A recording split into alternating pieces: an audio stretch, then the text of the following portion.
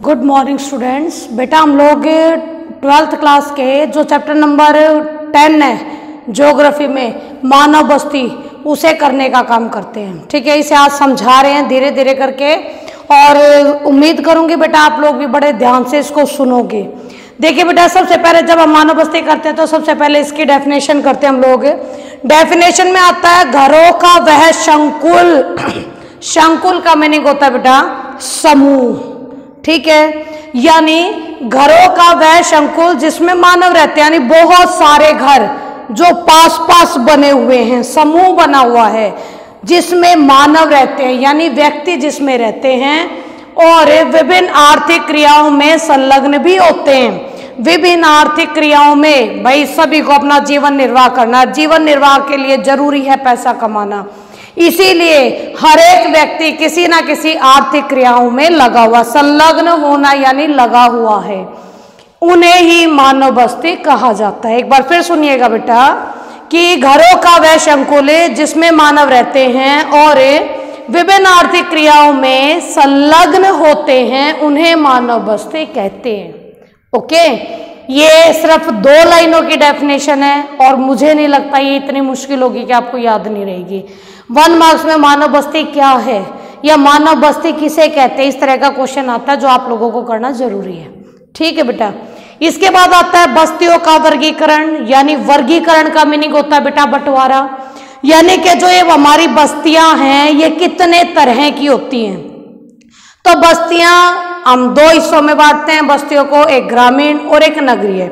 जैसे कि बेटा इसके नाम से तुम लोगों को पता लगेगा कि ग्रामीण बस्ती यानी जो गांव जैसी है।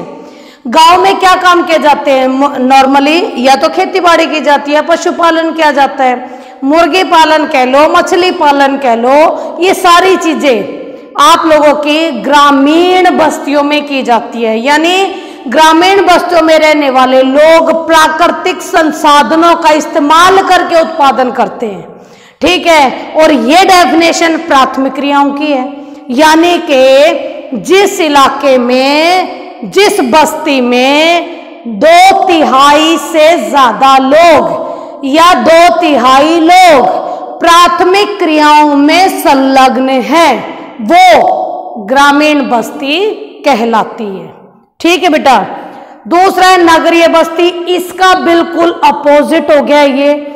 नगरीय बस्ती वो बस्तियां कहलाती हैं जिसमें 2/3 लोग, 2/3 मानव द्वितीयक और तृतीयक क्रियाकलाप में संलग्न हैं। ठीक है, द्वितीयक क्रियाकलाप क्या होता है सुनिएगा। द्वितीयक क्रियाकलाप का मीनिंग होता है जो हमें प्राथमिक क्रियाओं से कच्चा माल प्राप्त हुआ था, हम उस कच्चे माल को बहुमूल्य वस्तु में परिवर्तित कर देते हैं।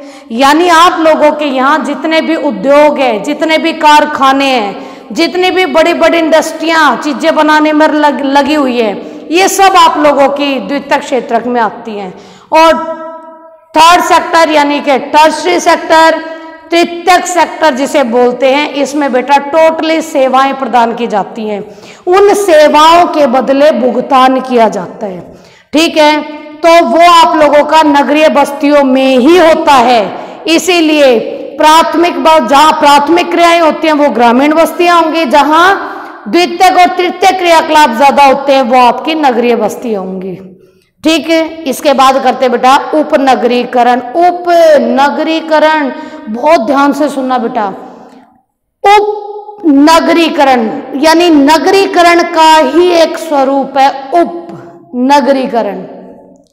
नगरों में क्या है बेटा, बहुत भीड़ भाड़ है, चारों तरफ दुनिया भर के मकान ही मकान है, लोग ही लोग है, भागी दौड़ी जिंदगी नजर आ रही है, जगह जगह इंडस्ट्री चल रही हैं, चिमनियां धुआं फेंक रही हैं।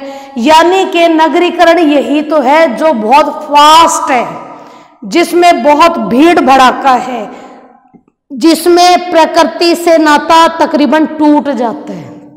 ठीक है, 2-4 घर में गमले रख लिए, उन गमलों से हम प्रकृति प्रेमी नहीं बन जाते हैं। ठीक है, इन हालातों में इस चिक से दूर जब व्यक्ति नगरों से बाहर हरियाली वाले इलाके में जाता है, हरियाली वाले क्षेत्र में जाता है, और उस हरियाली वाले क्षेत्र में जाकर वो कोशिश करता है अपने आप को संपूर्णता देने की। वो जो संपूर्णता वो देगा वो उपनगरीकरण में ही आएगा, यानी कि जब उसे काम करना होगा तब वो नगरों में आ जाएगा, अदरवाइज वो अपने इलाकों में शांति से जाकर काम करेगा। ठीक है, यानी कि अब सिंपल सा मैं और आप हम छोटे थोड़े कम लेवल पर आकर समझते। बेटा गांव में लोग रहते हैं, लेकिन उस गांव में रहते हुए वो लोग उस भीड़ भड़ाके से निकलकर जो बारवाई की तरफ उनके खेत बने होते हैं वहां घर बना लेते हैं। जब काम होता है तब तो वो गांव के अंदर आ जाते हैं, लेकिन उसके बाद वो वापस वहीं चले जाते हैं। डिट्टो यही तुम्हारा नगरीकरण है, बस यहाँ पर गांव की जगह नगर रख दो, छुट्टी। ठीक है, इसके बाद होता है बेटा तुम्हारा बस्तियों के प्रकार। दो तरह की बस्तियां हैं, सनहत बस्तियां और प्रकीर्ण बस्तियां। सनहत बस्तियां वे बस्तियां होती हैं जो आप लोगों की बहुत पास घरों का निर्माण करते हैं, यानी कि घरों का खूब समूह के समूह काम करते हैं। जैसे हम लोगों के और आप लोगों की कॉलोनियों में भी देखा होगा आप लोगों ने, गांव कह लो या नगर कह लो, ऐसा ही है।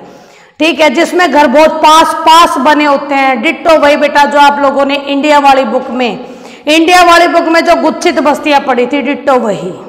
ठीक है, तो सनत बस्तियां वो बस्तियां होती हैं जिसमें घर बड़े पास होते हैं, लोग बहुत बड़ी मात्रा में रहते हैं, सामाजिक रिलेशन इनके काफी जटिल होते हैं। ठीक है, इसके बाद प्रकीर्ण बस्तियां आती है बेटा। प्रकीर्ण बस्तियां वो बस्तियां होती है जो पूरे तरीके से दूर घर को बसा कर रखते हैं। एक घर खाली जगह, फिर दूसरा घर फिर खाली जगह, फिर तीसरा घर फिर खाली जगह। यानी जैसे कि आप लोगों ने इंडिया वाली बुक में एकांकी या परिक्षिप्त बस्तियां पढ़ी थी, जिसमें कि हम लोगों ने ये पढ़ा था कि पहाड़ों पर बहुत दूर घर बसे हुए हैं।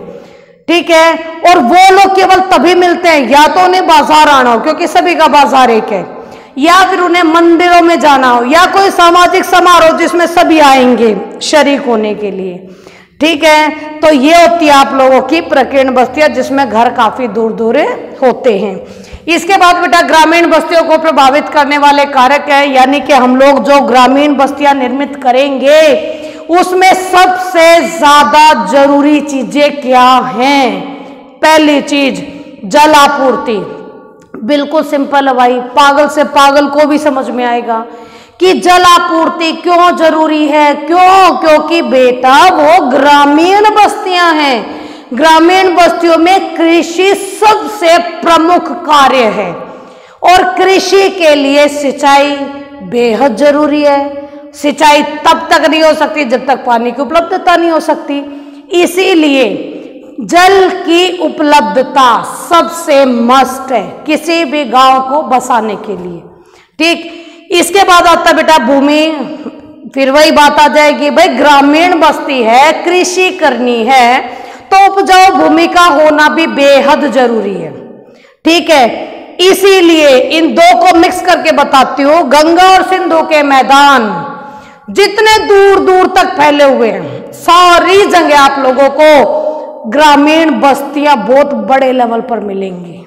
ठीक है, आपके यूपी वाले इलाके में जहां जहां से वो गंगा और उसकी सहायक नदियां गुजरती हैं, वहां बेहद बड़ी मात्रा में बस्तियां क्यों बसी हुई हैं, उसका रीजन यही है कि उन्हें पानी प्रचुर मात्रा में मिल जाता है, भूमि उपजाऊ मिल जाती है, कृषि बहुत बढ़िया होती है, इसीलिए बहुत बड़े लेवल पर लोग वहां बसते हैं।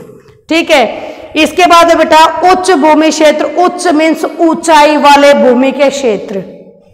तो बेटा ऊंचाई पर भी आप लोगों के ग्रामीण बस्तियों का निर्माण होता है। ठीक है, मसूरी घूमने के लिए गए थे आप लोग, ठीक, आपने लेकिन उस मसूरी के एक हिस्से को देखा, दूसरे हिस्से को तो देखा ही नहीं। मसूरी के जिस हिस्से में आप लोग गए उस हिस्से में आप लोगों ने माल रोड देखा, आपने वहीं से जो चीजें आपको खरीदनी थी खरीद ली, लेकिन उसी के बैक साइड, पहाड़ी के बैक साइड मसूरी गांव भी है, उस गांव का एक आपका बाजार भी है, सब कुछ है। ठीक है, तो तो अगर आप उसे देख लेते तो कहीं नहीं समझ में आता तुम्हें कि मैडम ऐसा भी वाकई में जो हमने लिखा वो हमने विद एग्जाम्पल भी सीखा, ये महसूस होगा आपको। अगर आप जाओ तो किसी चीज को ऐसे नहीं कि बस इंजॉय किया और खत्म कहानी, वो नहीं होना चाहिए बेटा। जहां पर भी जा रहे हो हर चीज को डीपली महसूस करो, यहां सोचने की कोशिश करो, ठीक। तो जहां पर भी जाओगे कुछ ना कुछ सीख के जरूर आओगे, ठीक। अब इसमें उच्च भूमि क्षेत्र वाले में भी घर बने होते हैं और घरों को कीड़े मकोड़े जहरीले जीवों से बचाने के लिए इस तरीके से या इस तरीके से लकड़ियों के स्तंभ लगा दिए जाते हैं और उनके ऊपर प्रॉपर घर बना दिया जाता है, ठीक है। तो इस तरीके से भी आप लोगों की उच्च भूमि क्षेत्र में ग्रामीण बस्तियां बसती हैं, ठीक है। इसके बाद आता है बेटा गृह निर्माण सामग्री। अब ग्रामीण बस्तियों का निर्माण हो रहा है तो गृह निर्माण सामग्री में वही बात है, लेंटर वेंटर का तो इस्तेमाल इतना होता नहीं, वो ग्रामीण बस्तियां इसीलिए ज्यादातर लकड़ियों का इस्तेमाल किया जाता है घर बनाने के लिए, क्योंकि छप्परों का बहुत इस्तेमाल करते हैं। ये छप्पर तो पता होगी, बहुत सारों को पता होगी, जिसमें लकड़ियों को ऐसे सेल्फ चेक के तरीके से डाल दिया जाता है, उसके ऊपर घास फूस डाल दी जाती है, ठीक है। तो गृह निर्माण सामग्री भी ग्रामीण बस्तियों की अपने ही जैसी बड़ी सिंपल सी होती है, ठीक है। क्योंकि माना यही जाता है बेटा कि गांव के लोग सच में बहुत सिंपल होते हैं, नगरों के लोग बहुत चालू होते हैं, ये मानना है सभी का, ठीक है। तो इसके बाद सुरक्षा है भाई, सुरक्षा यानी कि सिक्योरिटी। भाई मैं वहां जाऊंगी जहां मुझे पूरी सुरक्षा मिलेगी, या मैं किसी और को कहीं पर जाने के लिए अगर सजेस्ट करूंगी तो वहीं जहां पर मुझे लगे कि हाँ इसको पूरी सिक्योरिटी मिल रही है, ठीक है। तो किसी भी, चाहे इसमें ग्रामीण हो चाहे इसमें नगरी हो, इसमें हर तरह की बस्ती के लिए, हर तरह की बस्ती के लिए जरूरी है सुरक्षा का होना, ठीक है। लास्ट बेटा तुम्हारा नियोजित बस्ती है। नियोजित यानी पूरे तरीके से योजना बनाकर बसाई गई बस्ती, इसका कार्यभार नॉर्मली हमारी सरकार संभालती है। अलग अलग तरह के बहुत सारे इलाके ऐसे बनाए जाते हैं जहां पर नियोजित बस्तियां बनाई जाती है, प्रॉपर गलियां छोड़ी जाती है, प्रॉपर नालियां बनाई जाती हैं। कहां पर घर बनेंगे, कहां पर खेत बनेंगे, कहां पर आप लोगों का तालाब बनाया जाएगा, कहां पशुओं के रहने का स्थान बढ़ेगा, सब कुछ बहुत अच्छे से योजना बनाकर ही उस बस्ती का निर्माण करवाया जाता है। आई होप बेटा आप लोगों को बेहद अच्छे से ये समझ में आया होगा, और अगर नहीं भी आया है तो कुछ एक हिस्सा बेटा कमेंट में भी डाल दिया करो, ताकि मैं भी इस जवाब देकर ये सोचूं कि वाकई में आप लोग इसको देखकर कुछ सीख रहे हो, ठीक है। क्योंकि एग्जाम तो सिर पे आ गए, बिल्कुल आप लोगों का पढ़ना जरूरी हो गया है। ओके बेटा, हैव अ नाइस डे।